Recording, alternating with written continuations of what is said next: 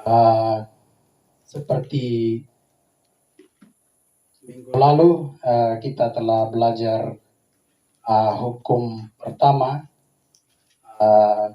dan pada saat ini kita akan melanjutkan pelajaran kita, yaitu hukum yang kedua.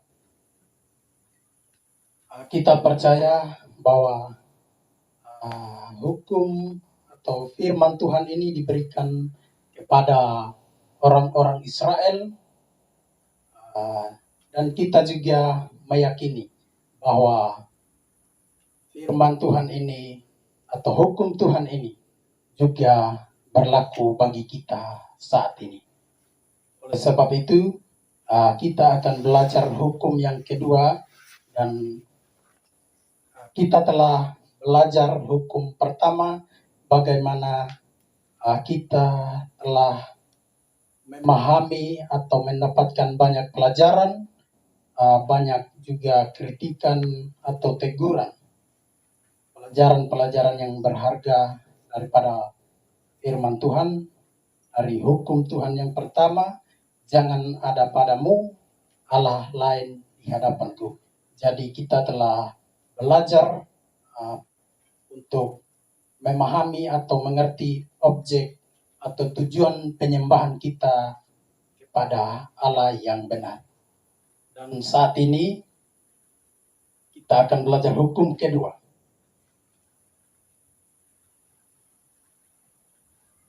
Dan kita buka Alkitab kita dan kita baca bersama dari Keluaran 20 ayat 6 ayat 4 sampai ayatnya yang ke-6.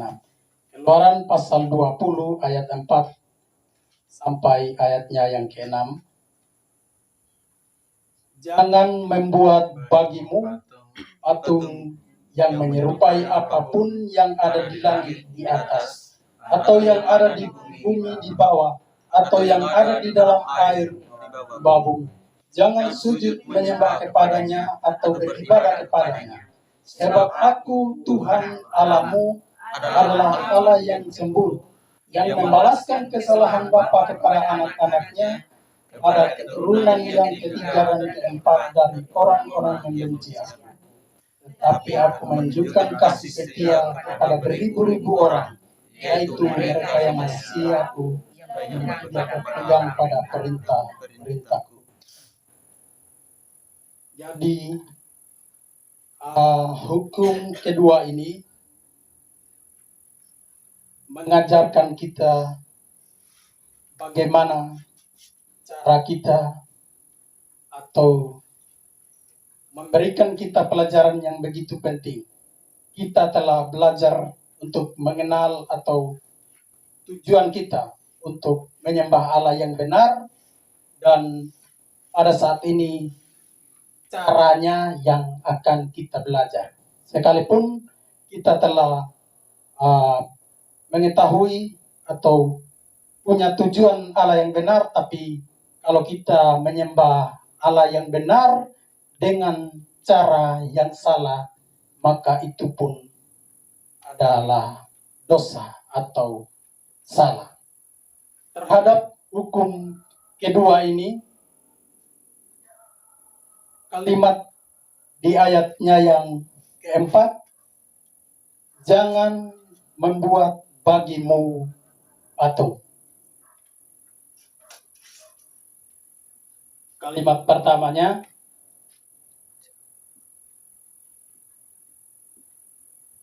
Keluaran 20 ayat 4, jangan buat patung. Jangan buat patung. Lalu ayatnya yang kelima, jangan sujud sembah kepadanya.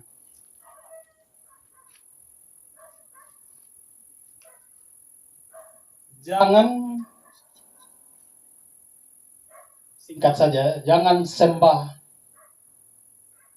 patung. Jangan buat patung. Lalu yang kelimanya, jangan sembah patung. Terhadap hukum ini atau terhadap ayat ini ada penafsir yang berbeda, atau penafsir menafsirkan kedua ayat ini secara terpisah. Menafsirkannya secara terpisah, ayat 4-nya terpisah dari ayat 5. Jadi kedua ayat ini mereka menafsirkannya secara terpisah, jadi tidak utuh. Ayat 4 tidak punya kaitan dengan ayat yang kelima, begitupun ayat 5-nya tidak berkaitan dengan ayat keempatnya.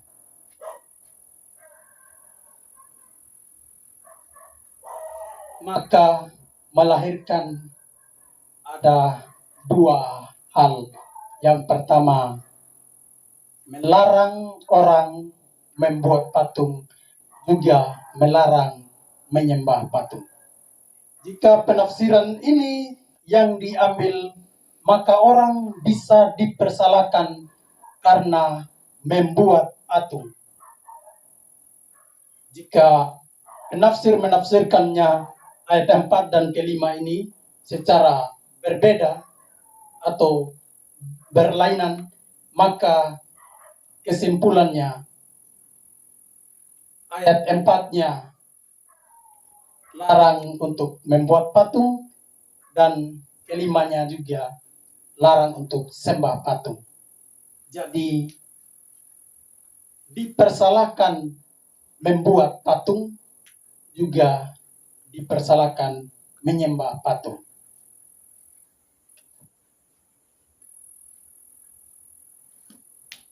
Jadi menyembah patung bermasalah atau membuat patung bermasalah karena bertentangan dengan ayat keempat.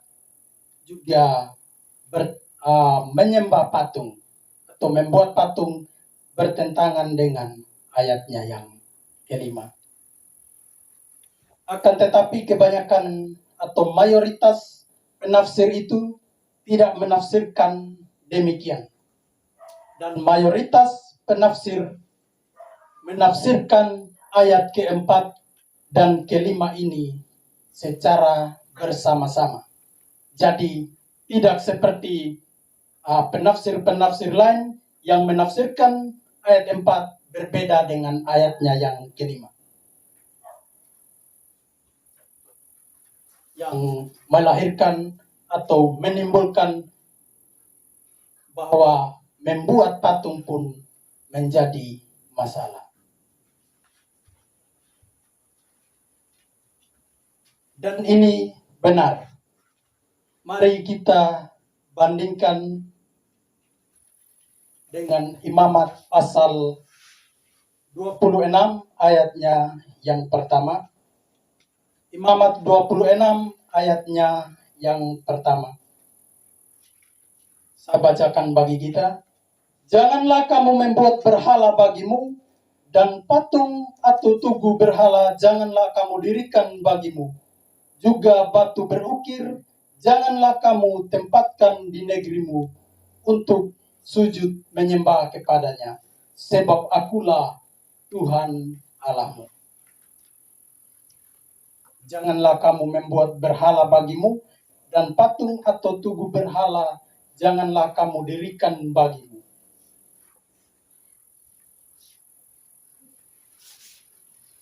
Untuk sujud menyembah kepadanya.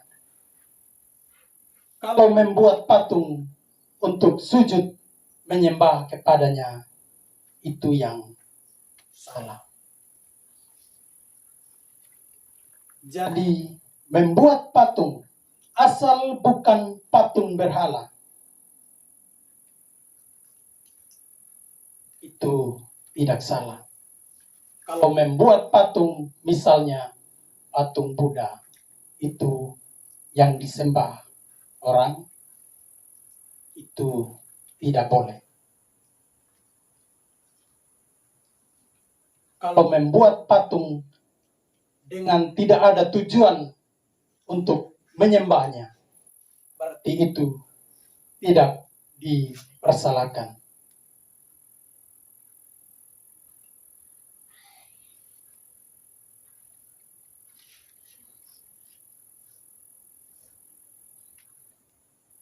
Mari kita perhatikan bilangan pasal 21 ayat 8 dan 9 yang bagaimana Tuhan mengizinkan atau menyuruh Musa membuat patung. Ya. Bilangan 21 ayat 8 sampai 9, maka berfirmanlah Tuhan kepada Musa, buatlah ular tedung dan taruhlah itu pada sebuah tiang. Maka setiap orang yang terpagut, jika ia melihatnya, akan tetap hidup. Lalu Musa membuat ular tembaga dan menaruhnya pada sebuah tiang. Maka jika seseorang dipagut ular dan ia memandang kepada ular tembaga itu, tetaplah ia hidup. Jadi di sini Tuhan menyuruh Musa membuat ular tembaga. Karena pada saat itu orang-orang yang keluar dari Mesir memberontak terhadap Tuhan dan kepada Musa. Kamu telah mengeluarkan kami dan membawa kami supaya kami mati di sini. Makanan juga tidak ada. Hanya itu saja. Ya, pengeluhan atau kemarahan daripada orang-orang Israel yang keluar dari Mesir pada saat itu. Maka bangkitlah murka Tuhan, lalu menyuruh ular tedung memagut mereka. Dan mereka memohon kepada Musa supaya berdoa kepada Tuhan dihindarkan dari gigitan ular atau pagutan ular itu. Makanya Tuhan menyuruh Musa membuat patung ular tembaga ini. Tuhan sendiri yang menyuruh membuat patung ular tembaga ini, sehingga tindakan Musa membuat patung itu jelas bukan dosa. Ya, bukan dosa. Dan memang akhirnya patung ini dihancurkan. Tetapi itu terjadi akhirnya disembah. Pada akhirnya orang-orang menyembah patung ular tembaga ini. Kita perhatikan 2 Raja-Raja pasal 18 ayatnya yang keempat. 2 Raja-Raja 18 ayatnya yang keempat. Dialah yang menjauhkan bukit-bukit pengorbanan dan yang meremukkan tugu-tugu berhala dan menebang tiang-tiang berhala dan yang menghancurkan ular tembaga yang dibuat Musa. Ya, jelas ini yang dibuat Musa pada saat di perjalanan itu. Sebab sampai pada masa itu orang Israel memang masih membakar korban bagi ular itu yang disebut namanya Nehustan. Jadi ular tembaga itu diberikan nama Nehustan.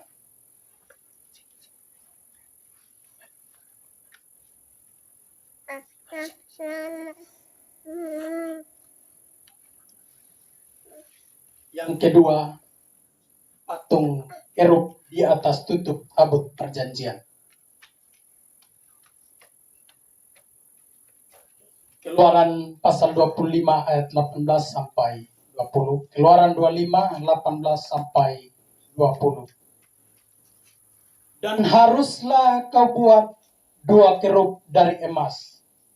Kau buatlah itu dari emas tempaan pada kedua ujung tutup pendamaian itu, buatlah satu kerub pada ujung sebelah sini dan satu kerub pada ujung sebelah sana. Seiras dengan tutup pendamaian itu, kamu buatlah kerub itu di atas kedua ujungnya. Kerub-kerub itu harus mengembangkan kedua sayapnya ke atas, sedang sayap-sayapnya menudungi tutup pendamaian itu, dan mukanya menghadap kepada masing-masing. Tutup pendamaian itu harus menghadap muka kerub-kerub itu. Jadi kita melihat bahwa Allah sendiri mengizinkan untuk membuat patung. Jadi salah kalau penafsiran yang pertama tadi, bahwa ayat keempat itu ditafsirkan secara berlainan dengan ayat yang kelima, dan sehingga menimbulkan keterpisahan antara kedua ayat itu. Makanya dipersalahkan juga membuat patung, terlebih menyembah patung. Jadi kita telah melihat di sini bahwa membuat patung itu tidak pernah dipersalahkan oleh Tuhan, tidak pernah dikecam oleh Tuhan. Melainkan Tuhan sendiri menyuruh untuk membuat patung. Asal patung itu jangan disembah. Kalau disembah seperti ular tembaga ini tadi, maka itu menjadi dosa.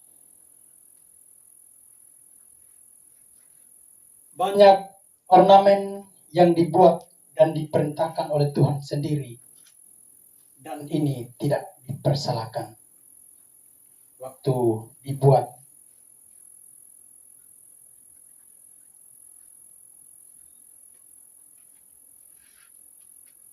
Juga dalam bait Allah buatan Salomo ada ukiran kerub dan hal-hal lain, dan ini tidak pernah dikecam atau dipersalahkan. 1 Raja-Raja pasal 6, 18, 29 dan 32. 1 Raja-Raja 6, 18, 29, 32. 18-nya, kayu aras sebelah dalam rumah itu berukirkan buah, labu, dan bunga mengembang. Semuanya itu ditutupi kayu aras, dan tidak ada batu kelihatan. 29, dan pada segala dinding rumah itu berkeliling ia mengukir gambar kerub, pohon korma, dan bunga mengembang, baik di ruang sebelah dalam maupun di ruang sebelah luar. Ayatnya yang ke-32, pada kedua daun pintu yang dari kayu minyak itu ia mengukir gambar kerub, pohon korma, dan bunga mengembang, kemudian dilapisinya dengan emas. Juga pada kerub dan pada pohon korma itu disalutkannya emas. Jadi seperti yang saya katakan, banyak ornamen ketika dibangun bait Allah pada masa Salomo. Ornamen-ornamen dibuat, dan ini perintah Tuhan. Jadi kesimpulannya pada bagian ini adalah membuat patung tidak dipersalahkan oleh hukum ini. Yang masalah ialah membuat patung untuk disembah. Ada 3 penafsir mengatakan seperti ini. Namanya Jameson, Olsat, dan Ron. Saya tidak usah membaca bahasa Inggrisnya karena ada translate bahasa Indonesianya. Mereka berkata begini, di bawah nubuat atau ajaran Musa sendiri, bentuk atau gambar patung dari kerub-kerub, ular tembaga, dan banyak hal-hal lain dibuat tidak pernah dikecam. Semata-mata membuat mereka bukanlah dosa. Yang merupakan dosa adalah membuat dengan maksud atau tujuan memberikan penyembahan yang bersifat pemberhalaan.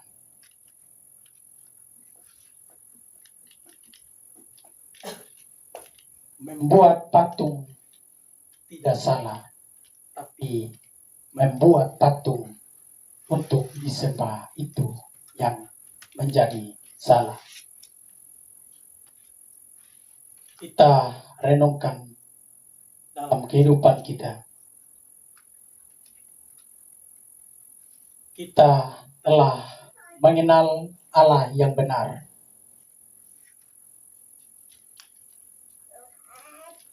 Tetapi seringkali dalam penyembahan Allah yang benar ini, kita seringkali memakai cara yang salah. Jangan berpikir bahwa kita sudah mengenal Allah yang benar, lalu kita bebas dengan cara kita menyembah Allah yang benar ini dengan sesuka atau semau kita. Karena banyak orang yang berkata, yang penting Allahnya sudah benar, walaupun cara-caranya yang salah, tidak mengapa. Ya. Walaupun biarpun cara-caranya salah atau berlainan, tidak mengapa. Yang penting kita sudah punya Allah yang benar.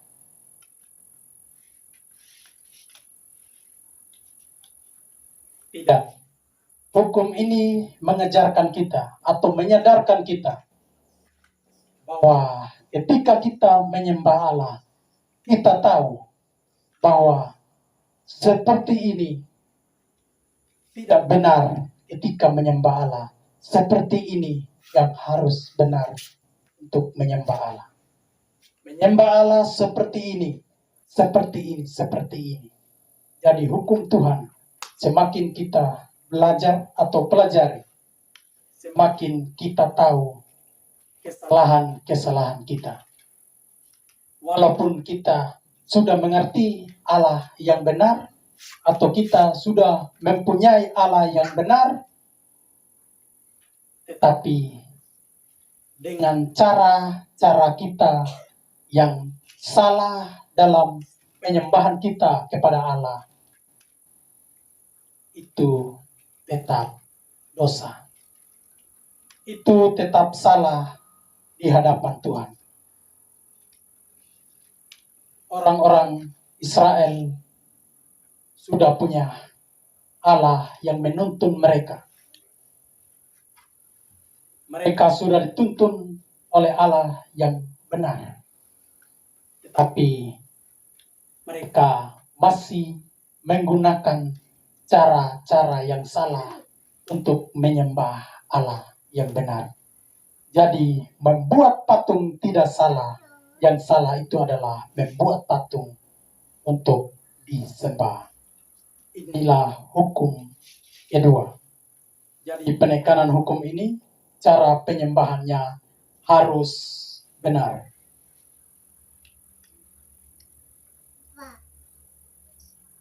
Kalau diperhatikan sepintas, maka hukum pertama dan kedua ini kelihatannya tumpang tindih. Ya. Kelihatannya tumpang tindih. Matteo Henry berkata begini, hukum pertama bersangkutan dengan objek dari ibadah atau penyembahan kita, Yehova, dan hanya Dia saja. Hukum kedua bersangkutan dengan peraturan ibadah atau penyembahan atau cara dengan mana Allah akan disembah, yang adalah cocok bahwa Dia sendiri yang menetapkannya. Larangannya di sini kita dilarang untuk menyembah bahkan Allah yang benar dengan menggunakan patung-patung. Jadi kalau kita sakit, kita sudah punya Allah yang benar. Lalu kita beranggapan untuk menyembah Allah yang benar itu saya harus membakar ayam merah. Saya harus membakar ayam merah supaya saya sembuh. Dan saya taruh terserah saya di mana untuk Tuhan. Di bagian pojok kiri, kanan, dan lain sebagainya. Ini jelas salah atau dosa. Walaupun kita sudah mengerti dengan baik, seperti yang saya katakan tadi, kita sudah punya tujuan yang benar atau objek yang benar, Allah yang benar, tetapi dengan cara kita yang salah, itu tetap salah atau dosa. Jadi kalau hukum pertama mempersoalkan tujuan atau objek penyembahannya harus benar, maka hukum kedua ini menekankan cara penyembahannya juga harus benar. Sekalipun kita mempunyai objek atau tujuan penyembahan yang benar, yaitu Allah. Tetapi kalau kita menyembahnya dengan cara yang salah, yaitu melalui patung, maka kita berdosa. Apa dasarnya penafsir atau menafsirkan seperti ini? Mari kita perhatikan ayat-ayat di bawah ini. Keluaran pasal 32 ayat 1 sampai 6. Keluaran pasal 32 minta maaf. Keluaran pasal 32 ayat 1 sampai ke 6. Ketika bangsa itu melihat bahwa Musa mengundur-undurkan turun dari gunung itu, maka berkumpullah mereka mengerumuni Harun dan berkata kepadanya, "Mari, buatlah untuk kami Allah yang akan berjalan di depan kami. Sebab Musa ini, orang yang telah memimpin kami keluar dari tanah Mesir, kami tidak tahu apa yang telah terjadi dengan dia." Lalu berkatalah Harun kepada mereka, "Anggalkanlah anting-anting emas yang ada pada telinga istrimu, anakmu laki-laki dan perempuan, dan bawalah semuanya kepadaku." Lalu seluruh bangsa itu menanggalkan anting emas yang ada pada telinga mereka dan membawanya kepada Harun. Diterimanya itu dari tangan mereka, dibentuknya dengan pahat, dan dibuatnya daripadanya anak lembu tuangan. Kemudian berkatalah mereka, "Hai Israel, inilah Allahmu yang telah menuntun engkau keluar dari tanah Mesir." Ketika Harun melihat itu, didirikannya mezbah di depan anak lembu itu. Berserulah Harun, katanya, "Besok hari raya bagi Tuhan." Dan keesokan harinya, pagi-pagi, maka mereka mempersembahkan korban bakaran, korban keselamatan. Sesudah itu duduklah bangsa itu untuk makan dan minum. Kemudian bangunlah mereka dan bersukaria. Kita kembali sedikit kepada ayatnya yang keempat, bagian akhirnya. "Inilah Allahmu yang telah menuntun engkau keluar dari tanah Mesir."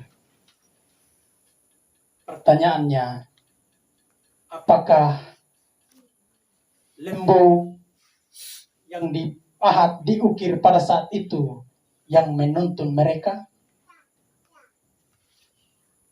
Tidak.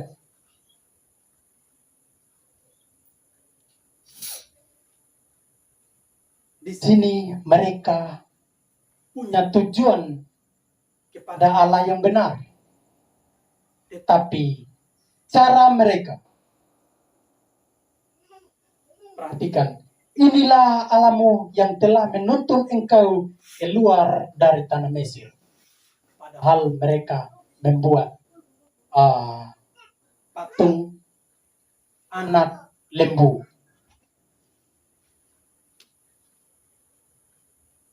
Jadi jelas ini adalah cara yang salah.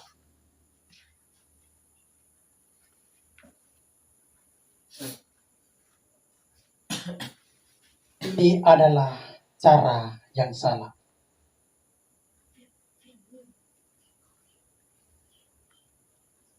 Ya, ini cerita tentang bangsa Israel yang jatuh ke dalam penyembahan anak lembu emas. Sebetulnya tujuan mereka bukan menyembah anak lembu emas itu sendiri, tetapi menyembah Allah.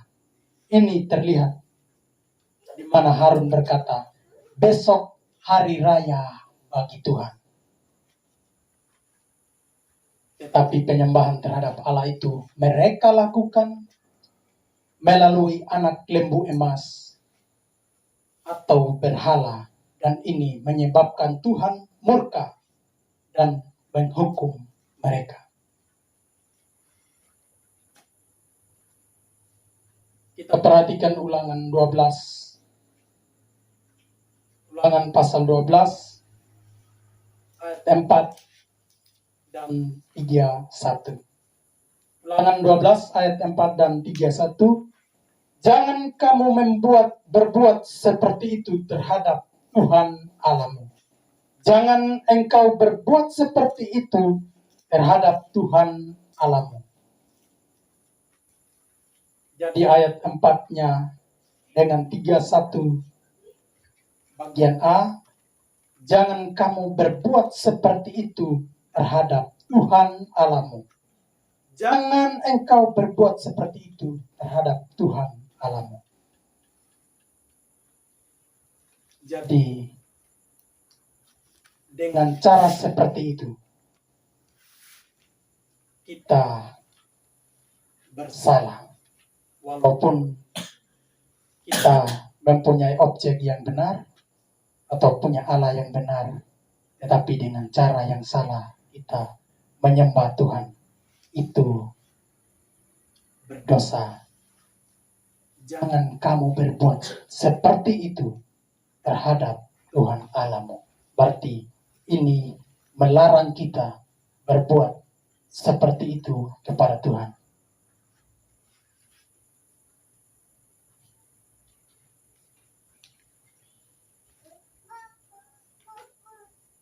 Ayat ini dengan jelas menunjukkan larangan penyembahan terhadap Tuhan dengan cara orang kafir menyembah menggunakan berhala.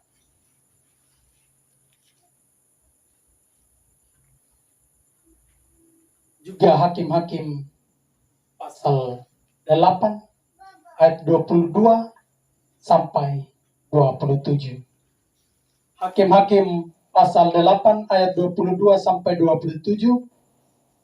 Kemudian berkatalah orang Israel kepada Gideon, biarlah engkau memerintah kami, baik engkau baik anakmu maupun cucumu, sebab engkaulah yang telah menyelamatkan kami dari tangan orang Midian. Jawab Gideon kepada mereka, aku tidak akan memerintah kamu dan juga anakku tidak akan memerintah kamu, tetapi Tuhan yang memerintah kamu. Ini kata Gideon. Selanjutnya kata Gideon kepada mereka, satu hal saja yang kuminta kepadamu, baiklah kamu masing-masing memberikan anting-anting dari jarahannya, karena musuh itu beranting-anting emas, sebab mereka orang Ismail. Jawab mereka, kami mau memberikannya dengan suka hati. Dan setelah dihamparkan sehelai kain, maka masing-masing melemparkan anting-anting dari jarahannya ke atas kain itu. Adapun berat anting-anting emas yang dimintanya itu ada 1.700 sikal emas. Belum terhitung bulan-bulanan, perhiasan telinga, dan pakaian kain ungu muda yang dipakai oleh Raja Midian. Dan belum terhitung kalung rantai yang ada pada leher unta mereka. Kemudian Gideon membuat efod dari semuanya itu dan menempatkannya di kotanya, di Efrat. Di sanalah orang Israel berlaku serong dengan menyembah efod itu. Inilah yang menjadi jerat bagi Gideon dan seisi rumahnya. Kita kembali sedikit pada ayatnya yang ke-23.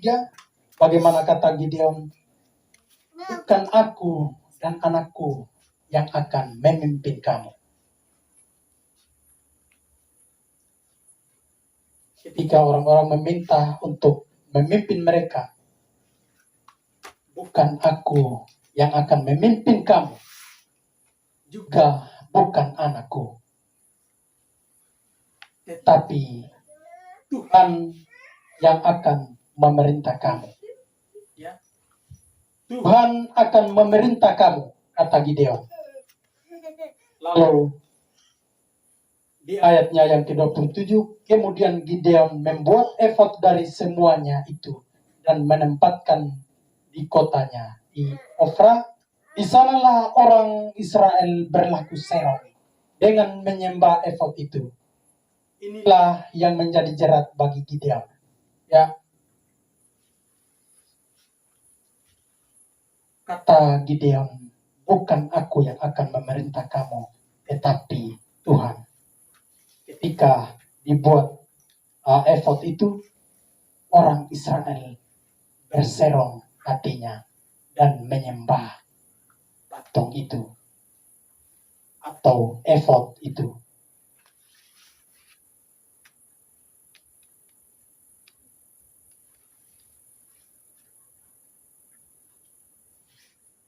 Jadi kita telah belajar banyak hal bahwa untuk menyembah Allah yang benar, kita harus punya cara yang benar pula.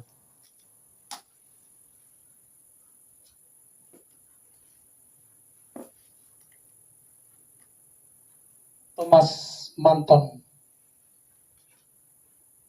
berkata begini, adalah merupakan penyembahan berhala, bukan hanya menyembah Allah palsu.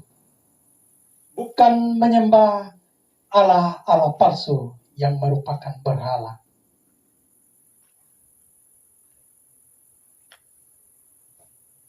Menggantikan Allah yang benar, tetapi juga menyembah Allah yang benar dengan cara yang salah. Ya. Bukan hanya menyembah patung saja yang bersalah, tetapi kalau cara-cara kita dalam menyembah Allah dengan cara yang palsu, itu pun adalah sesuatu yang dosa, sesuatu yang salah di hadapan Tuhan.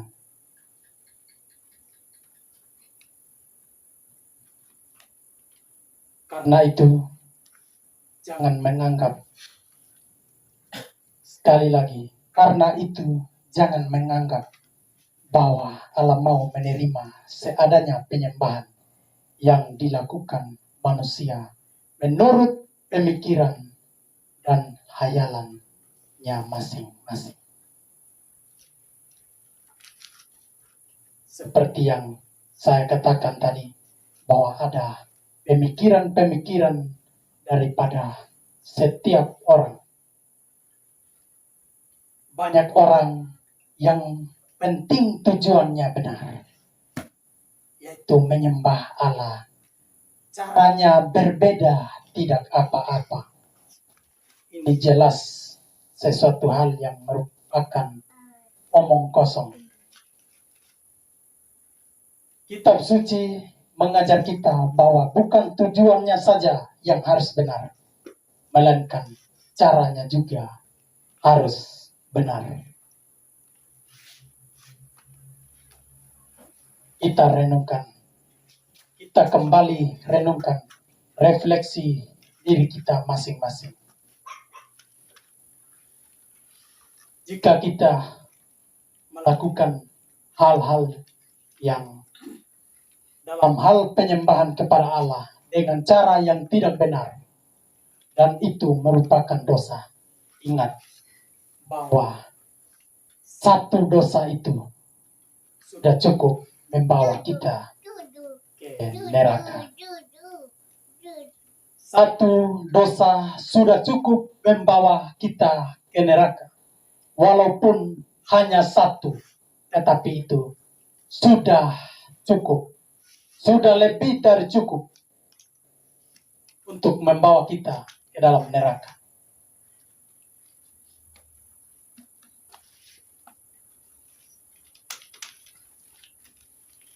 Jadi, renungkan ini. Jika Yesus tidak ada Adam, maka dosa dengan cara penyembahan yang salah ini sudah cukup membawa kita kepada hukuman kekal, yaitu ke neraka. Oleh sebab itu, percayalah kepada Yesus yang adalah juru selamat kita, supaya kita terbebas dari penghukuman di dalam neraka. Mungkin pembahasan kita akan berhenti di sini, atau hari ini cukup sampai di sini, dan kita akan menyambungkannya untuk minggu depan. Renungkan ini dan sadarlah bahwa kita adalah orang-orang yang begitu berdosa di hadapan Tuhan. Dan oleh karenanya, terimalah Tuhan sebagai Tuhan dan Juru Selamat bagi kita secara pribadi. Jangan pernah tunda kesempatan itu, karena kesempatan tidak akan terulang jika kita telah berakhir dari dunia ini. Tuhan memberkati kita dengan firman-Nya. Amin.